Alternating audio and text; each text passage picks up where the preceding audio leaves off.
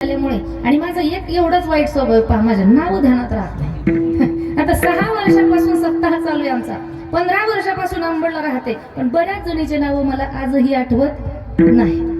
चला, भालेकर महाराज या ठिकाणी आहेत, त्यांनाही द्यावे तेवढे धन्यवाद आहेत. आणि जे आपल्याच गल्लीत राहत आहेत, इथलेच नागरिक आहेत असणारे आमचे भगवान महाराज मुळे महाराजांनाही द्यावे तेवढे धन्यवाद आहे. मुक्ताई गुरुकुल शिक्षण संस्थेतल्या सर्व विद्यार्थिनी आहेत. साऊंड सिस्टम अतिशय गोड आहे. एकदा या सर्वांसाठी जोरदार टाळी वाजवा. साऊंड सिस्टम ही अतिशय सुंदर आहे, गायनाचार्य ही अतिशय गोड आहेत, स्वरात गातात. दोनही चॅनल वालेही या ठिकाणी आहेत, तुम्हालाही द्यावे तेवढे धन्यवाद आहेत. श्रोते सज्जन मायबापांमध्ये माझे पुरुष बांधव आहेत, महिला भगिनी आहेत. तुम्ही सर्वजण त्या ठिकाणी महान आहेत नाही का. मृदंगाचार्य महान आहेत, गायकही महान आहेत. तुम्हीही हुशार आहात, चतुर आहात, सुज्ञ श्रोते आहात. तुम्ही सर्वच महान आहेत. मग मी काय येडपट आहे का काय? मी सुद्धा. कीर्तन आपल्याला भावल्या वेळेमध्ये 1-1.5 तासामध्ये या ठिकाणी पाहायचंय. सर्वांचं खूप खूप सहकार्य या ठिकाणी आहे. सर्वांना या ठिकाणी मनापासून धन्यवाद देते. आणि आजचा जो अभंग आपण सेवेसाठी निवडलेला आहे तो अभंग आहे नाथ महाराजांचा, नाथ बाबांचा अभंग आहे. आणि नाथ बाबा या अभंगामध्ये महत्वाचा विषय भगवान परमात्म्याकडे मागताय. मागणीचा दिवस असल्यामुळे आजचं जे कीर्तन आहे हे बांधलेलं असतं. एक तर पहिला दिवस, 7वा दिवस आणि 8वा काल्याचा दिवस, हे 3 दिवसाचे कीर्तनकार बांधलेले असतात. म्हणजे पद्धती एक शिष्टाचार आहे. 6 दिवस जी आपण सेवा केली ना, त्या सेवेचा मोबदला आज आपल्याला भगवंताकडे मागायचा आहे. आणि आज मागितलेलं तुम्ही म्हणाल मग आजच मिळणार आहे का? नाही, आज मागायचे आणि उद्या ते काल्याच्या रूपामध्ये आपल्याला त्या ठिकाणी प्रसाद मिळणार आहे. उद्या आपला सर्वांचा पगाराचा दिवस आहे. कशाचा? उद्या सर्वांचा, ऐकणाऱ्याचा, गाणाऱ्याचा, वाजवणाऱ्याचा, बोलणाऱ्याचा, सिस्टम लावणाऱ्यांचा, चटई अंथरण्याचा, पंक्ती देणाऱ्यांचा, सगळ्यांचा काय आहे?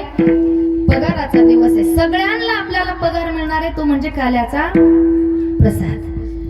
आणि आजचा दिवस आहे मागणीचा, म्हणून आज भगवंताकडे मागायचं आहे. नाथबाबा सांगतात, माझं मन तुझ्या चरणावरती लागू दे.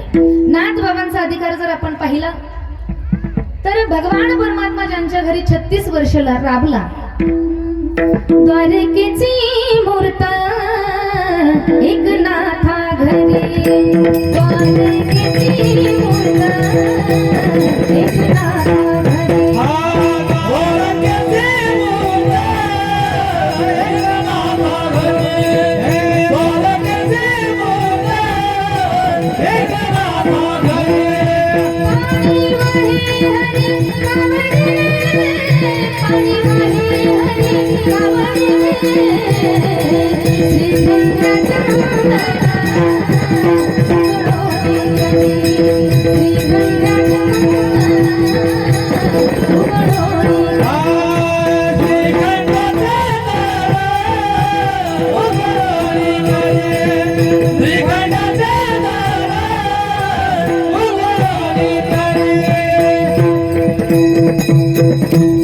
द्वारकेची मूर्त एकनाथा घरी, पाणी वाहे हरी कावडीने, श्रीखंड्या चंदन उगळोनी करी, वस्त्र गंगा तिरी धुत असे.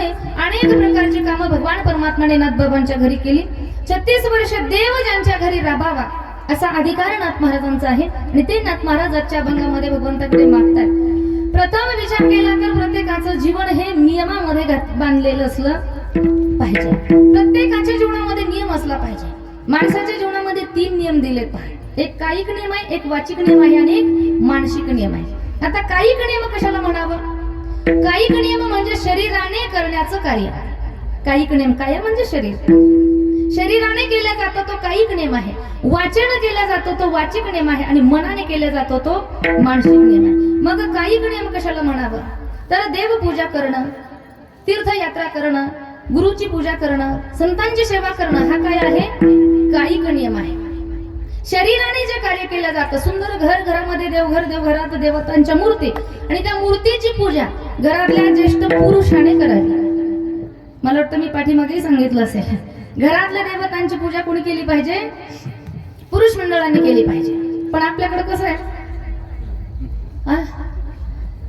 आपल्याकडे 99% घरातली पूजा महिलांकडे असते. का त्याचं कारणही सांगते मी. पुरुषाने का करावी त्याचं कारण आहे की घरातला ज्येष्ठ व्यक्ती, घरातला कर्ता व्यक्ती, कर्ता पुरुष, आणि त्याचं जर मन, त्याचं जर चित्त प्रसन्न राहिला तर बाकी सर्व परिवार, सर्व कुटुंब त्या ठिकाणी प्रसन्न राहतं. आणि मेनच माणूस जर चिडचिड स्वभावाचा असला तर बाकीच्यांचाही तसाच बनतो. आणि मनाच्या प्रसन्नतेसाठी देवपूजा करणं हा विषय अतिशय महत्वाचा सांगितलाय. म्हणून कायिक पूजेमध्ये देवपूजा येते, कायिक पूजेमध्ये गुरुची पूजा येते. प्रत्येकाने जीवनामध्ये गुरुची पूजा ही घडलीच पाहिजे. कारण गुरुची पूजा भगवान परमात्म्यापेक्षाही श्रेष्ठ सांगितली. गुरु परमात्मा परेशो, भगवंतापेक्षाही श्रेष्ठ पूजा त्या ठिकाणी. एखाद्या वेळेला देव भेटल्यानंतर गुरु भेटतील की नाही माहित नाही, पण गुरु जर भेटले ना तर देव नक्कीच भेटल्याशिवाय राहत नाही. ही गुरुची ताकद आहे. म्हणून गुरुची पूजा, गुरुची सेवा. मला वाटलं विसरल्या का काय, का फराळाचं जास्त झालंय.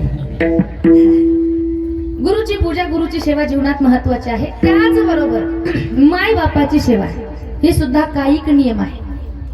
प्रत्येक माणसाकडून माय बापाची सेवा ही घडलीच पाहिजे.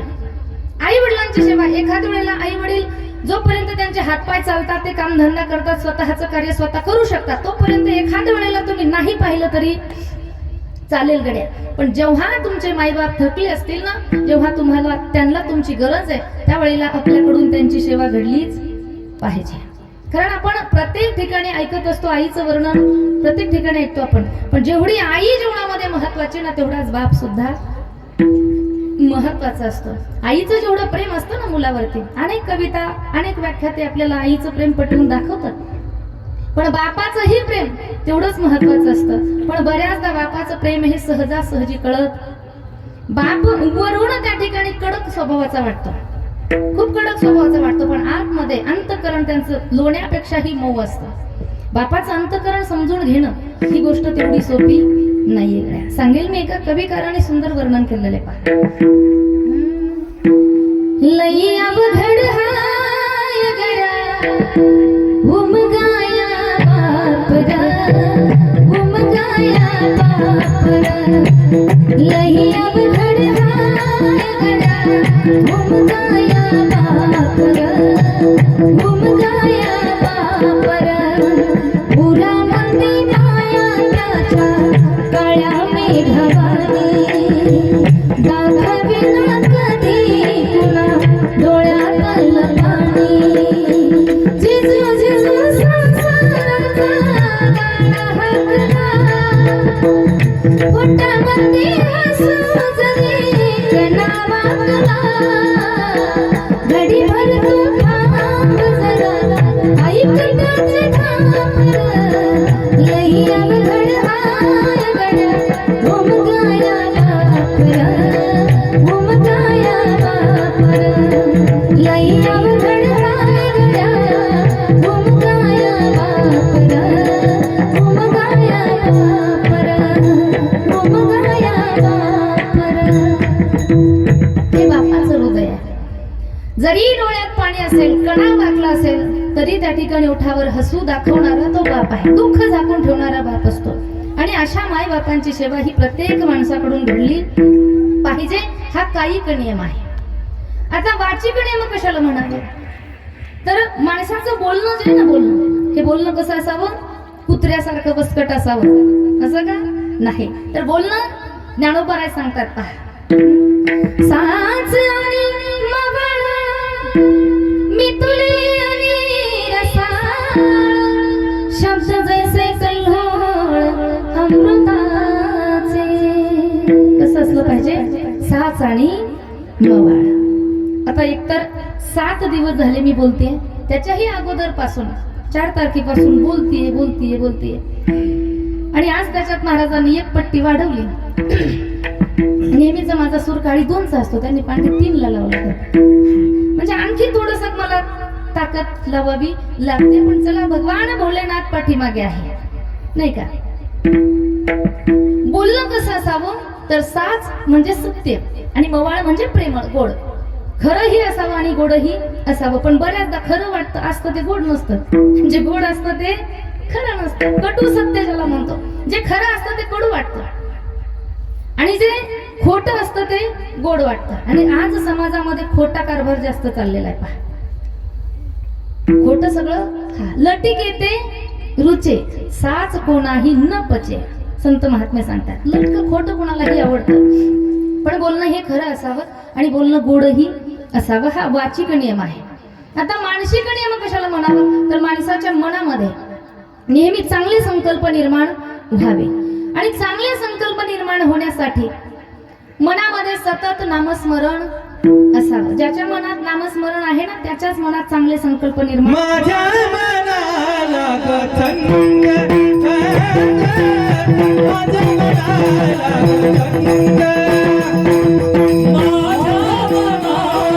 गथंग, माझ्या मनाला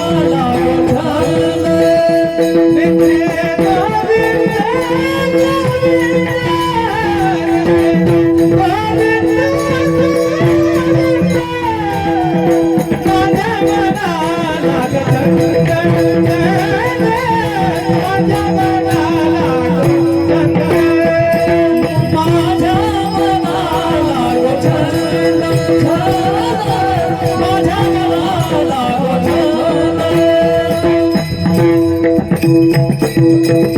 मनामध्ये सतत भगवंताचं नामस्मरण असलं पाहिजे. मनाला नामाचा छंद लागला पाहिजे. पण मनाला नामाचा छंद तेव्हाच लागतो जेव्हा मन हे स्थिर असेल. हा, मनाने भजन व्हावं, पण त्याच मनाने भजन होईल जे मन स्थिर असेल. आणि मन कुठेही स्थिर होत नाही. मना इतका चंचल प्राणी जगात दुसरं नाही.